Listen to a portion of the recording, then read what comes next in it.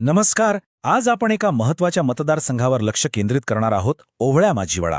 आपण याचा एक सखोल डेटा आधारित अभ्यास करूया, म्हणजे राजकारणाच्या पलीकडे जाऊन इथली खरी प्रशासकीय आव्हानं काय आहेत हे समजून घेऊया. तर हा मतदारसंघ आहे ठाणे जिल्ह्यात मुंबई महानगर प्रदेशाचा एक अविभाज्य भाग. आता याचा सरळ अर्थ असा होतो की इथल्या समस्या या पूर्णपणे शहरी स्वरूपाच्या आहेत आणि म्हणूनच आपलं संपूर्ण विश्लेषण याच दृष्टिकोनातून पुढे जाईल. आता थेट मुख्य मुद्द्यावर येऊया. इथला आव्हान काय आहे?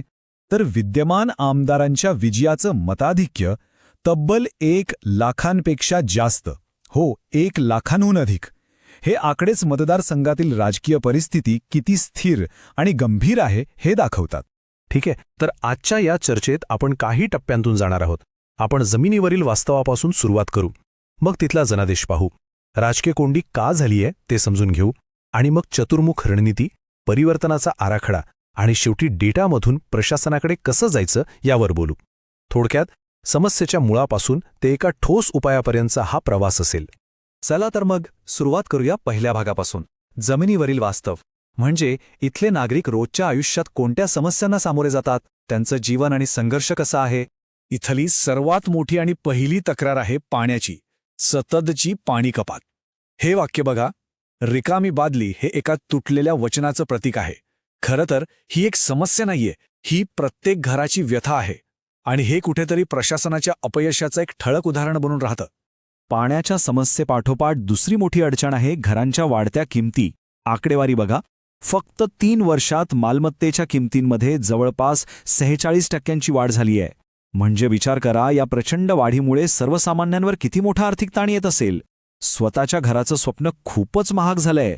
आणि मग तिसरी मोठी समस्या जी रोजच्या जगण्याचा भाग बनली आहे, ती म्हणजे पायाभूत सुविधांची. विशेषतः रस्ते, खड्डेमय रस्ते, घोडबंदर किंवा कोलशेतसारख्या ठिकाणी होणारी वाहतूक कोंडी, या सगळ्यामुळे लोकांचा रोजचा प्रवास एक शिक्षा बनलाय. यात वेळ, पैसा आणि मनस्ताप सगळंच वाया जातंय. बरं, आता आपण या नागरी समस्यांकडून निवडणुकीच्या निकालांकडे वळूया. आणि इथे एक मोठा विरोधाभास दिसतो. एकीकडे लोकांच्या इतक्या स्पष्ट आणि दैनंदिन समस्या आहेत, आणि दुसरीकडे राजकीय परिस्थितीत मात्र कोणताही बदल दिसत नाही. असं का? ही आकडेवारी बघा, ती सगळं काही स्पष्ट करते. 2009 पासून ते अगदी 2024 पर्यंत एक गोष्ट स्थिर आहे: सत्ताधारी पक्षाची मतं सातत्याने वाढत गेली आहेत.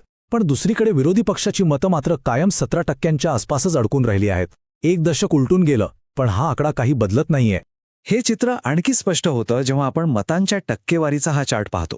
सत्ताधारी पक्ष जवळपास 64%वर आहे, तर विरोधी पक्ष 17%वर. म्हणजे दोघांमध्ये एक मोठी आणि सातत्यपूर्ण दरी आहे. पुन्हा तोच प्रश्न, ही दरी कमी का होत नाहीये?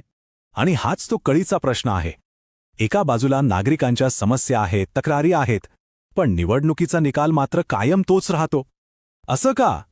या स्थिरतेमागे नक्की काय कारणं आहेत? चला आता याचाच शोध घेऊया. तर मग या राजकीय कोंडीची कारणमीमांसा करूया. पण एक गोष्ट लक्षात घेऊया, आपण इथे कोणत्याही व्यक्तीवर बोलणार नाही आहोत. आपलं लक्ष असेल व्यवस्थेवर. ती व्यवस्था काम कशी करते हे समजून घेण्यावर. विरोधी पक्षाचं स्वॉट विश्लेषण पाहिलं तर चित्र अधिक स्पष्ट होतं. त्यांच्याकडे जुने कार्यकर्ते आहेत, ही त्यांची ताकद आहे. पण मतांची कमी टक्केवारी आणि उमेदवारावरील काही खटले ही त्यांची कमजोरी आहे. संधी काय आहे? तर लोकांच्या असंतोषाचा फायदा घेता येतो. पण धोका? सत्ताधारी पक्षाची प्रचंड संघटनात्मक आणि आर्थिक ताकद. आणि हा फरक जमिनीवरच्या ताकदीमध्ये अगदी स्पष्ट दिसतो. एका बाजूला सत्ताधारी पक्षाची मजबूत, आर्थिकदृष्ट्या सक्षम आणि बूथ स्तरापर्यंत पोहोचलेली संघटना आहे, तर दुसऱ्या बाजूला विरोधी पक्षाची रचना काहीशी थकलेली, मर्यादित साधन सामुग्री असलेली आणि समन्वयाचा अभाव असलेली दिसते. हा या राजकीय कोंडीमागचा एक खूप मोठा आणि महत्त्वाचा घटक आहे. आणि इथेच एका महत्त्वाच्या मूल्याचा विचार करायला हवा. माहितीपूर्ण सार्वजनिक भाषणावर एक मोठी जबाबदारी असते. ती म्हणजे लोकांचे रोजचे अनुभव, ती रिकामी बादली, तो तुटलेला रस्ता, यांना ते जे मतदानाचे निर्णय घेतात त्याच्याशी जोडणं. ही जोडणी करण्यासाठी एका जबाबदार संवादाची गरज असते. ठीक आहे, तर आपण समस्येचं विश्लेषण केलं, तिची कारणं समजून घेतली. आता आपण उपायांकडे वळूया. या परिस्थितीवर मात करायची असेल तर एका ठोस आणि चौफेर रणनीतीची गरज आहे. ही रणनीती आहे चतुर्मुख सिद्धांत. म्हणजे 4 आघाड्यांवर एकाच वेळी काम करणं. पहिला, राजकीय चेहरा. या निवडणुकीला स्थानिक प्रशासनावरील जनमत बनवणं. दुसरा, सामाजिक चेहरा, सर्वसामान्यांना ठाणेकर म्हणून एकत्र आणणं. तिसरा, आर्थिक चेहरा, लोकांच्या खिशाला परवडणाऱ्या गोष्टींवर बोलणं. आणि चौथा, संवाद चेहरा, विश्वास आणि तथ्यांच्या आधारे स्थानिक पातळीवर चर्चेचं नेतृत्व करणं. पण फक्त रणनीती बनवून भागत नाही. तिच्या अंमलबजावणीसाठी एक स्पष्ट, कालबद्ध योजना हवी. आणि त्यासाठीच हा 90 दिवसांचा अंमलबजावणीचा आराखडा आहे. ही योजना 3 टप्प्यांत विभागलेली आहे. पहिले 30 दिवस पायाभरणी आणि डेटा गोळा करण्यासाठी, म्हणजे लोकांच्या समस्या घरोघरी जाऊन ऐकणं. पुढचे 30 दिवस मुद्द्यांवर आधारित मोहीम चालवण्यासाठी, जसं की रिकामी बादलीसारखी सार्वजनिक निदर्शनं. आणि शेवटचे 30 दिवस लोकांना एकत्र करून मतदानासाठी बाहेर काढण्याच्या कामाला गती देण्यासाठी. आता या एका मतदारसंघाच्या उदाहरणावरून आपण थोडं व्यापक पातळीवर जाऊया. डेटामधून प्रशासनाकडे जाण्याचा हा प्रवास कसा असू शकतो याचा विचार करूया. कोणतीही रणनीती यशस्वी होण्यासाठी राजकीय, आर्थिक, सामाजिक आणि तांत्रिक परिस्थितीचा विचार करणं खूप महत्त्वाचं आहे.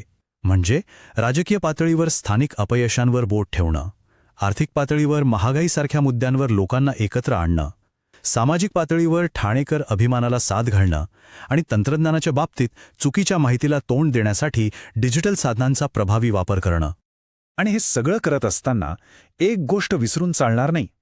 प्रत्येक नागरिकाशी विश्वासाचं नातं तयार करायचं असेल तर त्यांच्या प्रतिष्ठेचा, त्यांच्या गोपनीयतेचा आणि त्यांच्या डेटाचा आदर करणं अत्यंत आवश्यक आहे. लोकांची संमती आणि प्रायव्हसी हे या विश्वासाचं मूळ आहे. आणि शेवटी आपण स्वतःला हा एकच प्रश्न विचारायला हवा: प्रशासनाचा खरा उद्देश काय आहे? तो प्रत्येक नागरिकाचा दैनंदिन जीवन सुधारण्यापलीकडे आणखी काय असू शकतो? राजकारण आणि निवडणुका या सगळ्याचा केंद्रबिंदू हाच असायला हवा, नाही का? If you want to become a people-centric leader and uplift your constituency, get in touch with blueprintstrategies.ai at mgr@blueprintstrategies.ai or call 080-4204-1602. Purpose beyond politics.